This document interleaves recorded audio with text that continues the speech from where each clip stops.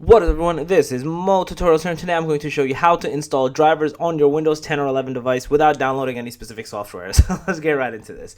So the easiest way to do this is to go to your search bar and just type in optional updates, and there's the system settings that literally just pops up that says view optional updates. You're going to see it here. So right now, this is where you'll essentially see whatever driver component is for your computer that might be missing in the optional update section, because a lot of times these do not get installed unless you have specific settings choosing this to be automatically installed. They will basically pop up here. It could be your Bluetooth update, it could be your driver update, like for your internet router or your LAN cable, whatever, ports and whatnot. It could be your speaker, it could be a lot of stuff, but this is where the optional ones essentially go. If before you even come here, I would recommend going to Windows updates, doing check for updates, and then coming here to download and install them, and then go from there. So yeah, that's basically it. If you guys have a video, please thumbs up, go on the channel, make sure to subscribe, hit that notification bell, and that Mo Tutorials out. Peace.